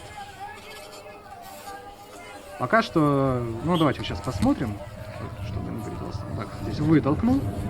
Так, да? И еще вот тебе клюшечка добавил слишком, да? Ну... Верная характеристика. Верная характеристика была, да, абсолютно точно. То есть, думал я, может быть, ошибся, может, погорячился, взять свои слова обратно, но нет. Нет, Денис Катков, 12 номер старта, ведет себя как символ 2019 года. Примерно вот так себя Денис и вел. Такое агрессивное поведение сегодня. У старта в целом, да. Ну, не знаем, что у них сегодня не так в жизни творится. Ну, если Строитель сегодня выиграет, будет понятно, что у них не так в жизни. Они заводник, наверное, отрываются. Может быть. Может быть. Но, с другой стороны, у команды стресс, конечно, серьезных перемен в тренерском штабе не произошло, но все-таки какая-то ротация кадров все-таки была. Ну, может быть, поэтому. Поменяли... Главного тренера и тренера местами. Да, поменяли местами, да. Там действительно отмечалось, что от перестановки мест, да, сумма не изменится. Ну, не в первый раз уже, кстати. Вот у них уже были такие рокировки, насколько мне помнится. Это любимая нижегородская забава, значит. Здесь мы видим, что у них любимая забава еще пытаться крышкой задеть по ногам. Очередная была такая попытка. Ну, что поделать. Название самой неприятной команды, которая приезжала с Сыктывкара, Нижний Новгород, претендует уверенно в этом зачете Шорт-лист побеждает. вошел. Да. Давайте На мой не будем взгляд, говорить. Мы еще не доиграли сезон, поэтому... ну да, пока что они этот шорт-лист возглавляют. Название самой неприятной и грязной команды, которая играла на Сыктывкарском льду. Оставим это на их совесть. Нужно не оставлять на совести. Нужно как бы... Нужно наказывать. Да, нужно наказывать. Это да. Нужно было бы Шарымова забивать в том эпизоде. И сейчас бы мы говорили бы совершенно иначе. Кстати, мы видим, вот Павел Арзубов снова на поле. Молодой нападающий Строителя. Может быть... А не замахнуться ли на, говорится, Уильяма нашего Шекспира и оформить дубль? Это было бы приятным дополнением к сегодняшней игре для Павла. Он получает хорошую порцию игрового времени. Ну, здесь и нарушает еще и правила. Ну, тоже нормально. Значит, слоты заполняет цели на матч: забить гол, заработать там фол, сфолить самому. Может быть, еще что-то в списке задач капитана Коми. Можно еще забить гол с пенальти, мне кажется. Ну, для начала ему нужно заработать. Ну, в Нижнем Новгороде не стеснялись на 12-метровые. Может быть, и сегодня хозяева тоже потренируются в этом компоненте. Ну, здесь наконец-то достается и гостям. В общем-то, ну, заботливо, да, смотрите, здесь еще заботливо хоккеист Строителя подошел, спросил: ты в порядке? В порядке. Своих тоже оправдывать Да. не стоит за грубую игру на самом деле. Нет, конечно, здесь не прав хоккеист Строителя, Максима Гавриленко уронил он. Но, по крайней мере, не повел себя, как Денис Катков. Слишком не добавил. Да. Ну и болельщики снова оживились, снова гонят свою команду вперед. Остается только эту поддержку воплотить. Кстати, нам комментаторы рассказывают о том, что агрессивно играл Строитель в Новгороде. Ну, Именно поэтому сейчас старт играет... вот так вот выглядит на поле, да. Ну, ничего страшного. Скажем так. Значит, в Нижнем Новгороде мы возглавляем шорт-лист самых грязных команд. Это вот такая ответочка, значит. Но в любом случае, без комментариев мы грязную игру не оставим. Как бы не хотелось, Да конечно. нет, с другой нашим стороны, Старт же наверняка считает себя командой, которая выше класса. Да. Могли бы и фору дать, на самом деле, новичкам-то. Ну, не то чтобы фору. Почему бы и нет? Я к тому, что команда, которая считает себя выше классом, позволяет себе такие действия на выезде, ну, наверное, это не есть правильно. Я вот представляю, если бы здесь бы приехал бы СКА-нефтяник и давай грубить во все стороны. Здесь СКА-нефтяник уже, конечно, приезжал, и поэтому ничего подобного не происходило.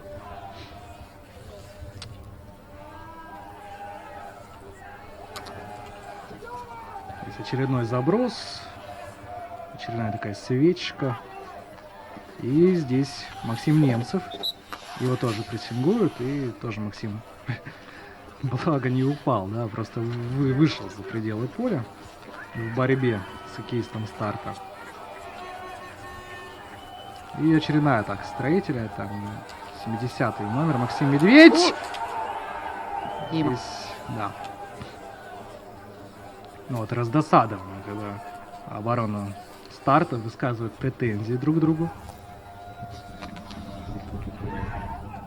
И здесь уже от ворот, буквально за несколько секунд мяч от ворот Старта долетел до владения Максима Шакирова, и уже голкипер Строителя вводил его в игру. Здесь неточная передача от Максима Зубарева. Главная картина радует, то, что Строитель все-таки рвется к воротам. Не получается, чуть-чуть не дотягивают наши ребята. Но дожмут, обязательно дожмут. Мы на это надеемся и верим в это. Владимир Власюк поборолся, оказался на льду. Башарынов. тоже оказывается на льду, и не без помощи хоккеистов старт. Иван Кораблин. И в руках Максима Болотова мяч. В первом тайме как раз такая свечка за шиворот Максима Болотова и привела к пропущенному нижегородскому мячу. Ну, стоит отдать должное Максиму Болотову. Он сегодня просто звезда вообще этого матча на самом деле. Тащит прекрасно. Ну, пока, да, не было таких моментов, все же, повторюсь, где именно вратарское спасение стало ключевым в эпизоде. Вот. Пока что стало ключевым для этой встречи промах Алексея Башарыма. Да? Штангман отправил мяч, выйдя 1 на 1. Ну и вот старт в полном составе. Сейчас нижегородцам полегче должно стать. Как раз Строитель сейчас на одного игрока меньше имеет. Ну и очередной фол в исполнении Нижнего Новгорода. 70-й номер, Евгений Неронов. В чужой штрафной умудряется нарушать правила. В общем-то, это уже даже не смешно. Как-то они, нижегородцы, везде умудряются нарушать. Давайте посмотрим за этим эпизодом. Выпрыгивали два хоккеиста. Ну, чуть-чуть корпусом себе подыграл. Оттолкнул. Кораблин, неточный пас. Довольно было рискованно вообще отправлять туда мяч. Там сразу 3 хоккеиста старта ждали эту передачу и дождались. В общем, да, Иван Кораблин как-то прямолинейно сыграл в этом эпизоде.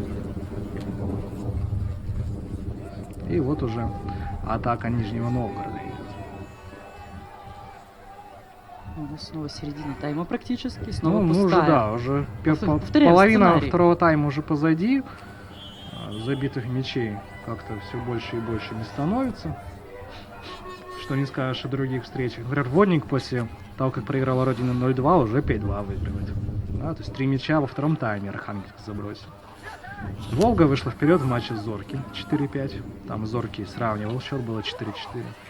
Мурман, ну вот Мурман и Казань по-прежнему без изменений во втором тайме. Там тоже пока нет забитых мячей. Там Мурманск выигрывает с счетом 3-2.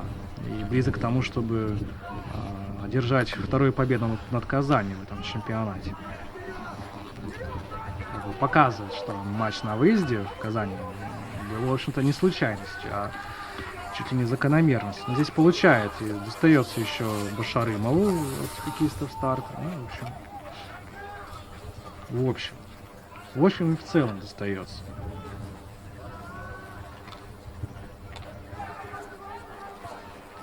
Атака гостей. Очень так опасно по флангу. 4 хоккеиста, 5 даже в целом. Выкатывается на ворота Строителя. Но отработали сыктывкарцы в защите. Пусть и не без нарушений правил.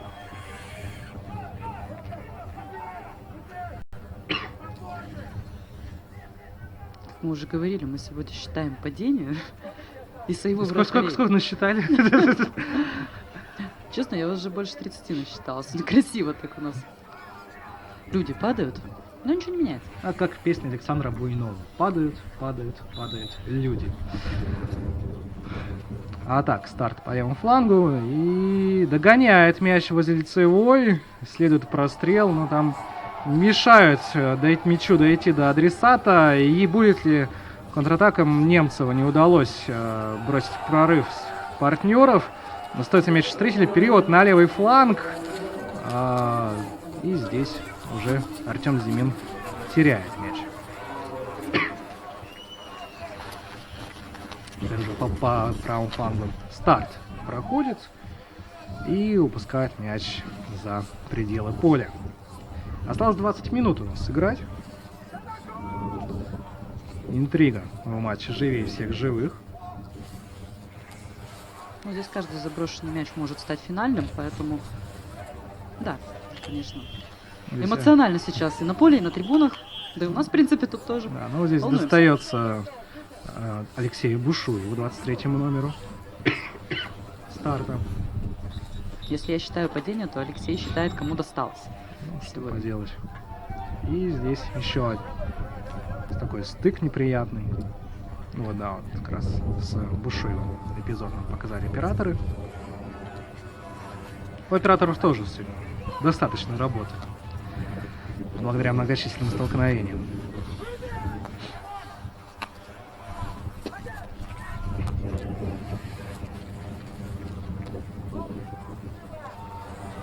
И вот атака есть у строителя. Заброс вперед. Первый на мяче вратарь. Ну, здесь да, здесь тяжело было дойти до этого мяча игроку строителя. Ну и Максим Болотов спокойно вышел, забрал мяч в руки. И опасности как и не было. Ну хотя Максим Зубрин так на тоненьком хотел сыграть. Прошла бы передача, было бы шедевр. Не случился у нас сегодня шедевр, но У нас пока что ни первый, ни мяч строителя, ни мяч старта шедевром назвать сложно. Еще одно нарушение в исполнении гостей.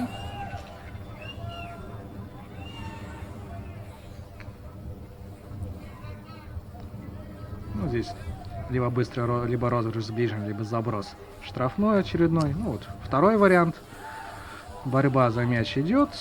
Остается он у строителя, и удар принимает на себя 51-й номер гостей Максим Гавриленко. Он тоже часто мы его называем. Она активная роль у Максима сегодня в игре. Еще одно нарушение гостей. В общем, это можно ставить на репит эту запись, да? Ничего не изменится. И включать ее каждую минуту. Остается мяч в игре. Денис Садаков не тоже особо опять остался в игре, да? Да, его опять выкидывают за пределы поля. В общем, старт пытается любыми способами остаться в большинстве, так немножко подвинуть соперника. И вот Нижний Новгород в атаке. Есть удар мимо ворот. И Максим Шакиров. Давно не вступал в игру Максим. Но вот сейчас ошибка 70-го номера Максима Медведя могла его Шакирова-то и вернуть в тонус. Немцев вставляет мяч Шибонкину. Хотел сам отправить снаряд вперед, но доверил этот важный игровой элемент капитану.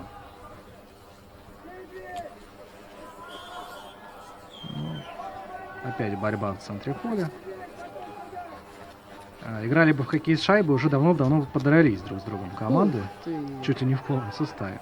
А ты говоришь, что Шакиров бездельничает, смотри. Не, я не говорю. Не бездельничает человек. Не было слова бездельничать, было слово не вступают в игру. Давайте не будем подменять понятия. Я понимаю, что это работа журналистов, но все же. Максим спокойно наблюдал за игрой до этого эпизода. Здесь забрал мяч. Пощекотал нервы нашему вратарю старт. Немножко. И здесь уже на льду хоккей старта и удаление в составе Сыктывкарского клуба будет. В большинстве сейчас будут нижегородцы. Заработал Евгений Корев для своей команды большинство. Вот так вот. Нехотя покидает площадку хоккеист строителя. Не видно, да? Ну, на Власюка похож. Отсюда вот без номера, если так посмотреть. Ну, нам могут повтор показать. А могут и не показать. Ну, давайте сейчас посмотрим. Нет, это не Власюк. Власюк был вот рядом. Это Сергей Филатов. 83-й номер. Уже Сергею в прошлый сезон не задался, и из-за травмы половину сезона он пропустил. В этом сезоне все хорошо. И добавил надежности обороне строителя Сергей. Ну, вот сейчас в этом конкретном эпизоде, конечно, можно сказать, что не подвел команду, но чуть поставил ее в трудное положение. Все-таки защитников у нас в Сыктывкаре дефицит. Нападающих, тем более молодых, пусть добавляет. Вот. А вот с защитниками проблемы. В обороне мало кто хочет играть, видимо, в детской мужской спортивной школе. Мы, кстати, можем похвастаться, то, что с начала января в Коме организованы спортивная школа Олимпийского резерва именно по хоккею с мячом. И, наверное, лет через 20 мы увидим и защитников, и нападающих, воспитанников Сыктывкарской школы. В общем, ура! Ну, мы видим их и сейчас, но именно воспитанных этой школы мы видим, да. Отдельной школы. У нас сейчас отделение хоккея с мячом, а будет спортивная школа при этом Олимпийского резерва. Прекрасно. Ну, а вот здесь вне игры было у старта. Нет, даже не вне игры, просто не успел хоккеист к мячу, и угловой зарабатывают гости. Опасно. Напомню, единственный мяч в этой игре старт для себя забил именно с розыгрыша углового. Что? Стандарт надо перетерпеть.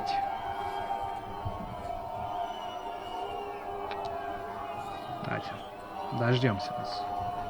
Есть подача. И забивает все-таки старт, да? Забивает, 1-2, становится счет. Арбитры показывают на центр поля. Вот 2 мяча Нижний Новгород забивает именно со стандарта сегодня. Беда. Беда. Глазам не верится, но, кстати, сценарий первого тайма все-таки повторяется. Надеемся, то, что строители тоже. Надеемся, что Павел Арзубов, да? Да, поймет, Не что нам мытьем, нужно так повторить. катанием. 1-2, да, еще раз посмотрим. Да, здесь. Да, мяч выскочил с ворот. Вначале поцеловал сетку. Ну, Водник тем временем 6-2. Зоркий Волга 5-5. Муром Динамо Казань 3-3. В общем, интрига везде жива, ну, кроме, видимо, Архангельска. Да, там Водник за дело во втором тайме принялся капитально. Ну и строитель в полном составе. Соответственно, да, Сергей Филатов на поле возвращается.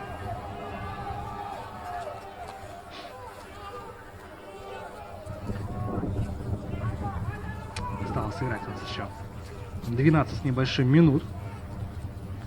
Старт в атаке. Это такая...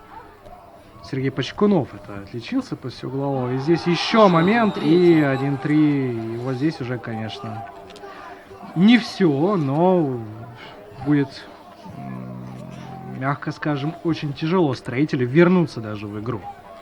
По такой игре, которая была сейчас. Что ж, главное не подсыпаться, наверное, уже по такому счету. И, наверное, вполне было бы сейчас логичным продолжением тайм-аута от Сыктывкарского клуба. Давайте посмотрим, здесь с первого раза не получилось. Но удалось прострелить. И 18 номер Алексей Киселев был на пятачке. И, скорее всего, именно ему удалось перевести мяч в ворота Максима Шакирова. Ну что ж. Да, Алексей Киселев, 18 номер. Все правильно показывают. Тайм-аута мы не увидели. Старт продолжает. Снова ворот строитель. Да, 23 номер. Максим Шакиров снова в игре. Спасает в первом случае. И здесь уже на добивании забирает мяч. И тот же самый Киселев, да, мог сейчас не то чтобы опасно играл, но все-таки остановился вовремя и был близок к нанесению травмы вратарю строителя, так скажем. Воодушевился старт, заметили, Алексей. Так серьезно. Ну и нарушение правил. Ну а что опять? С чем не согласен такие старты? Нарушение правил. Ну. Ведешь 3-1, осталось 10 минут. Нарушаешь правила. Что ты споришь с арбитром?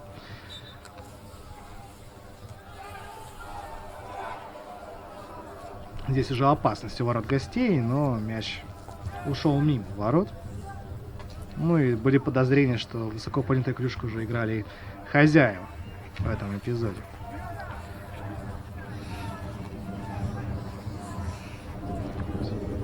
Да, как раз здесь спасение Максима Шакирова. И здесь он мяч забирает.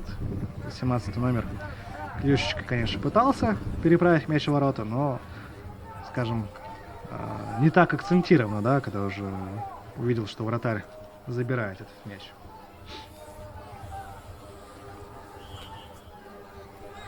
Остается 10 минут. Верим в рождественское чудо. Болельщики строителя, в смысле.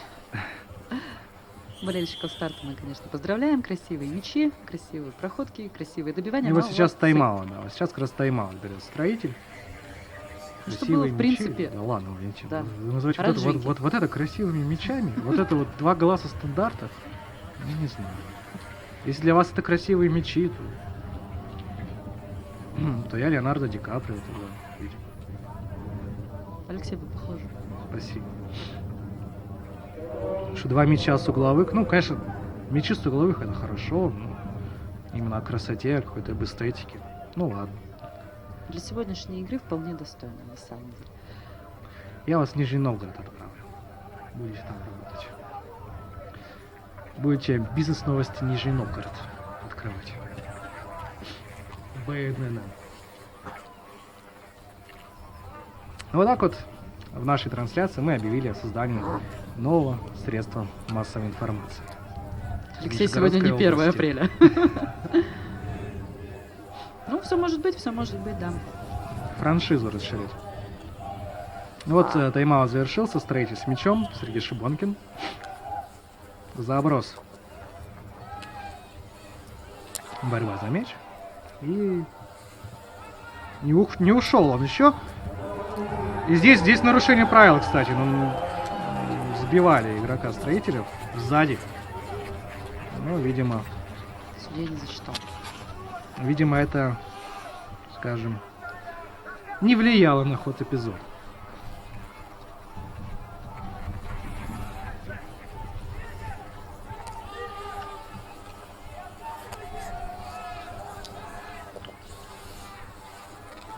Вот сложно, прям сложно строителю. Вот Я уж ждал.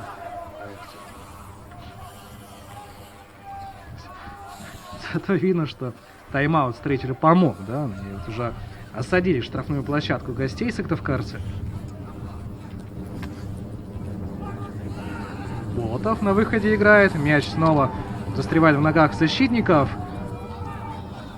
И улетает, но не за пределы поля, а отбирает его Шибонкин. Снова борьба. Леухин вступил. Снова Шибонкин. И останавливать игру пора уже свистком, что и сделает арбитр. Кораблин. Давай, Иван. Делает накидушечку.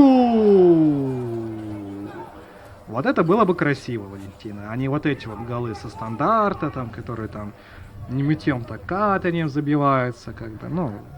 Вот это было бы красиво. Заброс из полулету в одно касание в дальний угол. Алексей, спорт, как и история, не терпит сослагательного наклонения, поэтому было бы, Было бы, да. но не было. Но то, что мы увидели в исполнении обеих команд до этого, это некрасиво, это обычные голы для хоккея с мячом.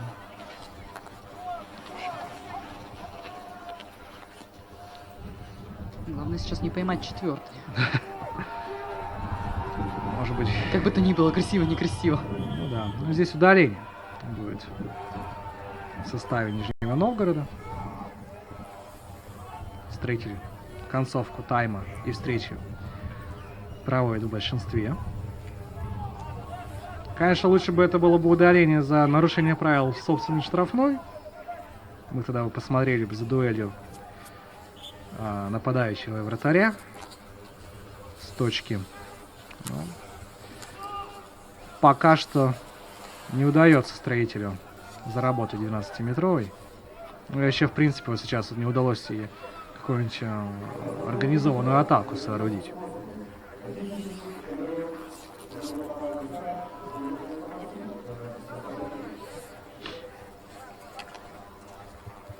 Сбрасывает Максим Болотов на чужую половину снаряд. И здесь еще одно нарушение правил. Все сложнее становится быть оптимистом, на самом деле. 5 минут осталось. Будем надеяться, что строитель больше ничего не пропустит и все же забьет. Чтобы отрыв был у гостей хоть минимальный. Ну, даже Родина забила третий мяч. Что Ну вот мешает если строителю? даже Да? Родина, да, вот если так.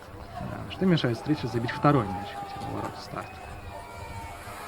Ну, кроме обороны старта, Максима Болотова, погоды, ну и многих других факторов. Да? Старт, тем не менее, в меньшинстве его атакуют. Здесь не дошла передача до адресата, там был одинокий нападающий. Так-то ожидал эту передачу и был готов выход 1 на 1 реализовывать. А вот забей Бабашарымов, опять вспоминаю, да, про сослагательное наклонение. Какая была игра в таком случае? поверим, совершенно другой. Я думаю, на послематчевой пресс-конференции по Alex France к этому эпизоду вернется. И Алексей Башарамов сегодня без рождественского подарочка останется. Конфетки не будут Да. Ну, Здесь Болотов. Здесь Болотов на высоте, но и, если не ошибаюсь, игра была остановлена до этого эпизода. Нарушил правила строитель в атаке. Так что даже если мяч оказался бы за спиной Болотова, он бы не засчитан был бы. Снова борьба за мяч. Здесь строитель оказывается на высоте. Сохраняет снаряд. Прессинг в исполнении хозяев поля после потери мяча. И уже Старт был готов побежать в контратаку и убегает. 2 в 1, есть передача на дальний фланг свободный. И удар. Удар следует, удар заблокирован хозяевами, и остается мяч в итоге у Сыктывкарского клуба. Времени все меньше и меньше. Играли бы в хоккей с шайбой, можно было бы уже и вратаря снимать. Была бы клюшка у Максима Шакирова, можно было бы и ему вперед идти. Но... числом задавить, да? Да. И здесь еще одно нарушение правил. Но здесь уже сыктывкарцы нарушили, Денис Судаков нарушил. Против Вадима Васильева, 13 номера.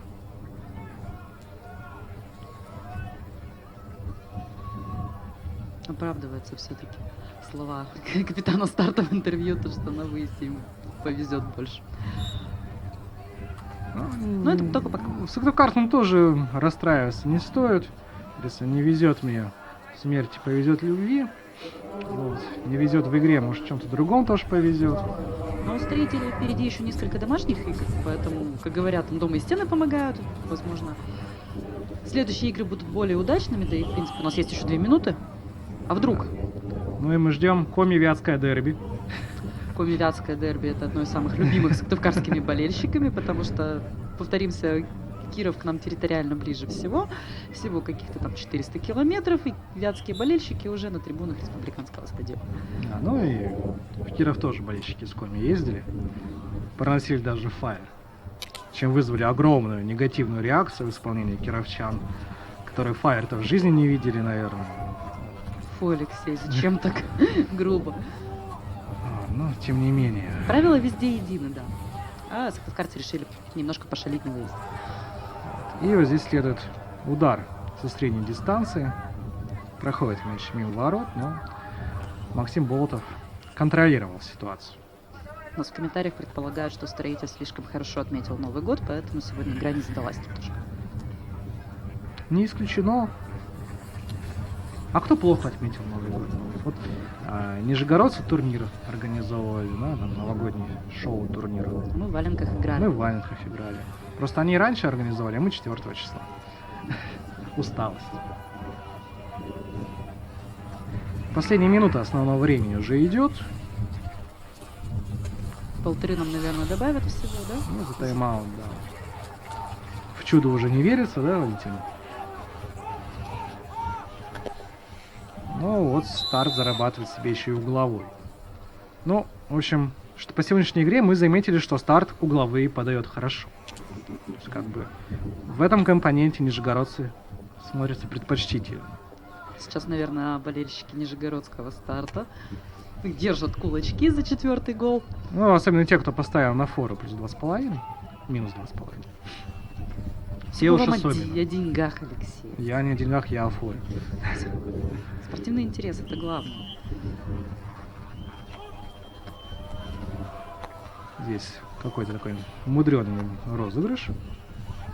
Без удара. Видимо, нижегородцы поставили на другую фору. Игроков такой счет устраивал. Все, завершено у нас основное время. Болельщики уже потянулись к выходу, да. Не веря в то, что возможно за 1,5 минуты что-то исправить. Ну и домой тоже все хотят попасть. Побыстрее. Не толпиться, Кстати, не чтобы показали на нам сегодня болельщиков Старта на трибунах. А Но они мы знаем, есть. что они есть, да. Да, ну, видишь суслика, да? Он есть. Вот и болельщики старта тоже на трибуне были. Они отмечают победу в хоккее в валенках. Ну и, видимо, уже и в этом матче все же. Удачный выезд вдвойне тогда получился. Еще вот на плетеном мяче им осталось победить парочку раз, и будет прекрасно.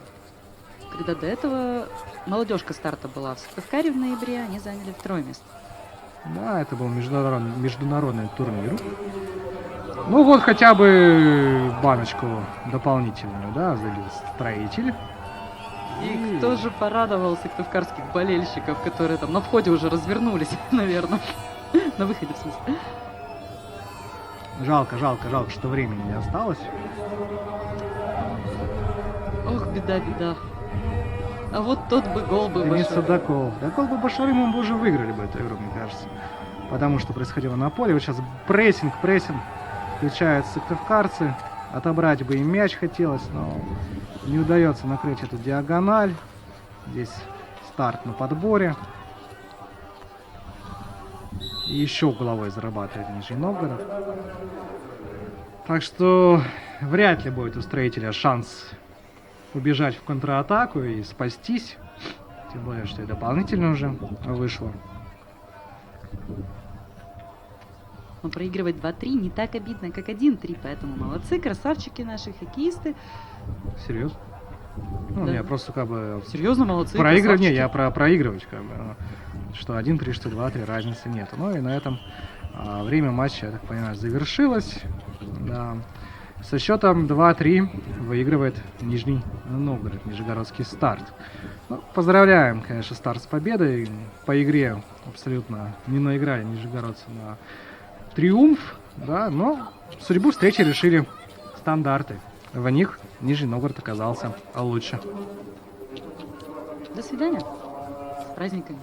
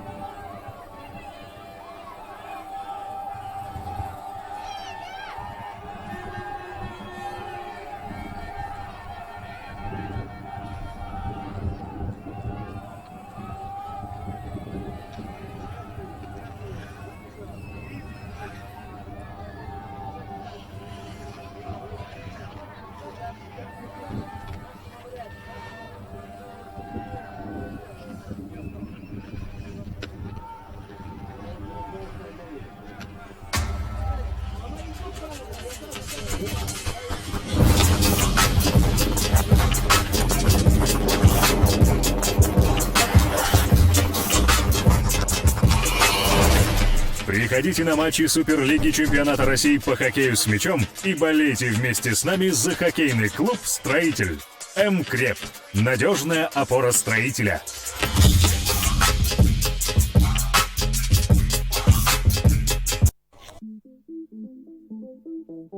Thank you.